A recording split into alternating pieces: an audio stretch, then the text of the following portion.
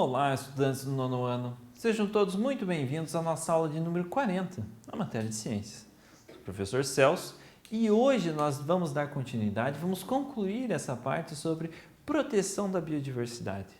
Na aula de hoje nós vamos falar sobre as unidades de conservação de uso sustentável. Na aula passada falamos de proteção integral. Você não podia retirar nada, nenhum recurso natural, não podia explorar aquela região de maneira alguma. Agora não. Nas unidades de conservação de uso sustentável, você pode retirar alguns materiais, uma plantinha para fazer um chá, ou uma fruta para se alimentar, enfim. A gente vai comentar sobre outros, um peixe para se alimentar. Você pode utilizar desses recursos naturais, mas de maneira sustentável, através de um planejamento, de um cuidado e de uma tradição até, muitas vezes. Caracterizar algumas das principais unidades de conservação de uso sustentável encontradas no Brasil. Então, novamente, a gente vai comentar sobre algumas que são encontradas no Brasil. As imagens que a gente vai ter são sobre as unidades de conservação de uso sustentável brasileiras. Os objetivos específicos da nossa aula de hoje: diferenciar as unidades de conservação de uso sustentável segundo o IBAMA. Nós já conversamos o que é o IBAMA, quem que é esse órgão na aula passada.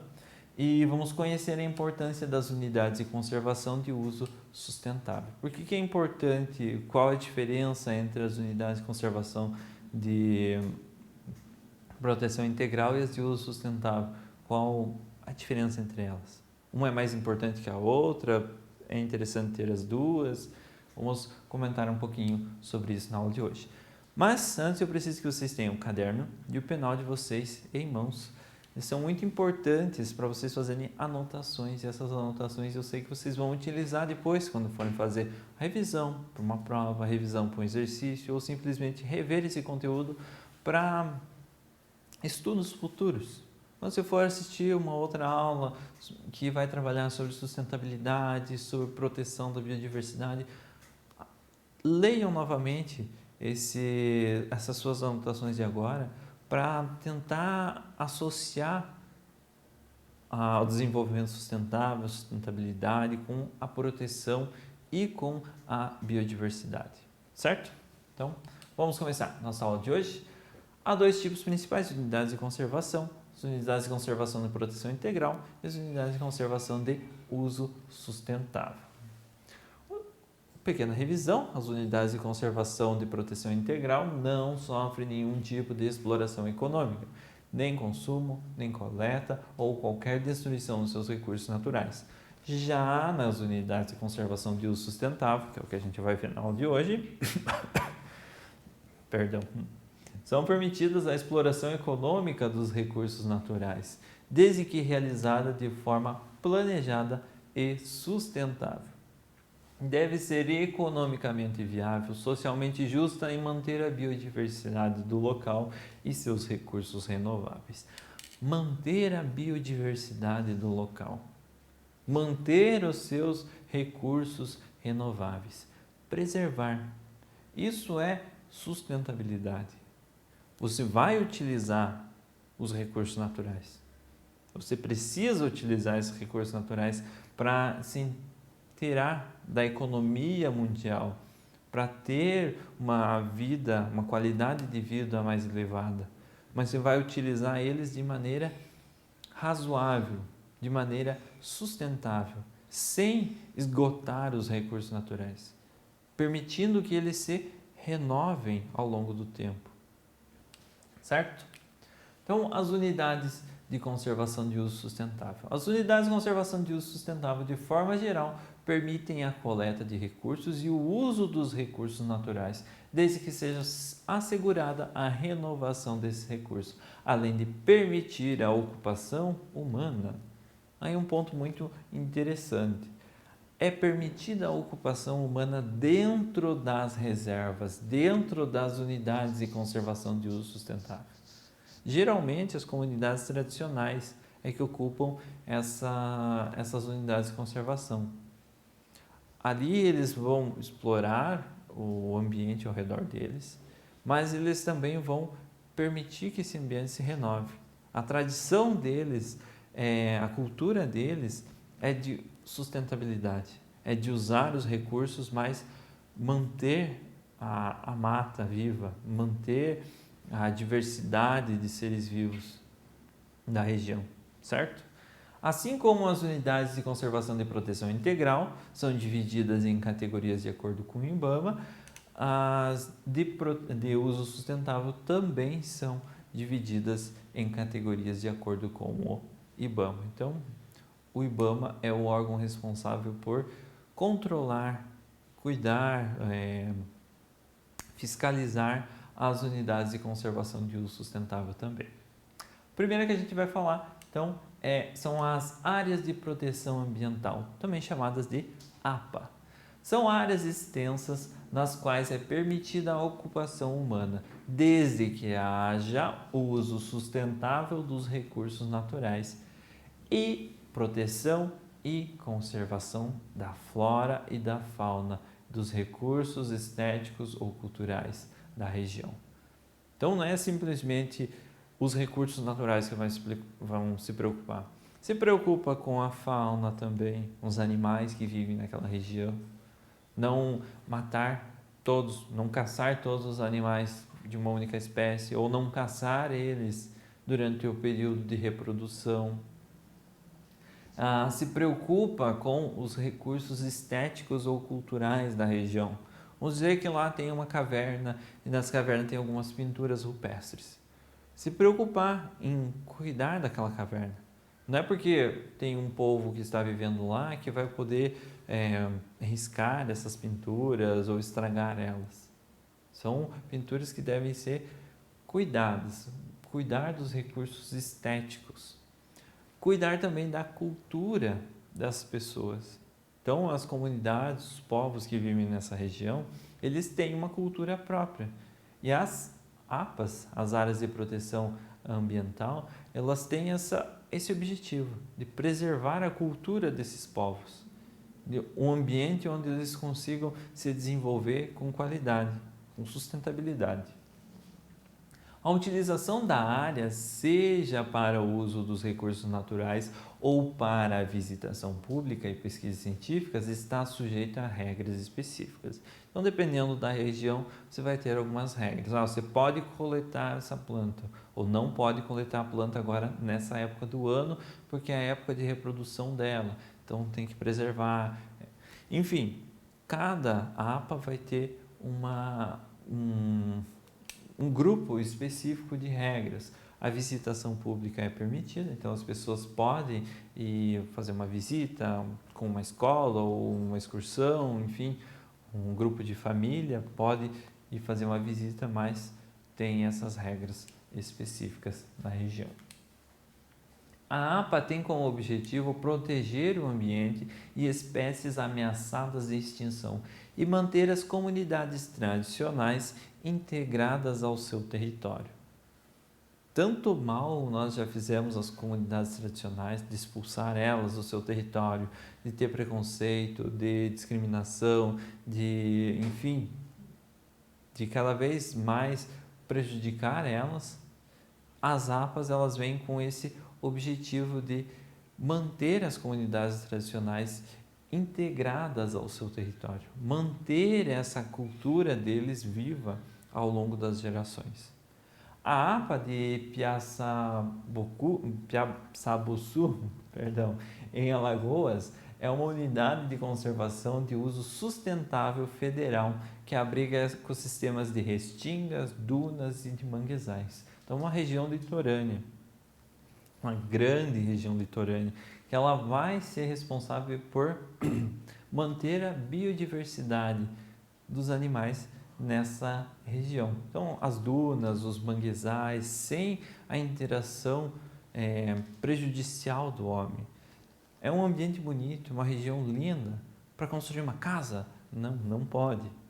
Então, com o uso sustentável, as comunidades tradicionais, elas não vão construir uma casa ali, mas elas têm locais específicos para suas residências, elas podem utilizar dessa região para pesca ou para coletar alguns recursos. Enfim, tem um uso sustentável dessa área.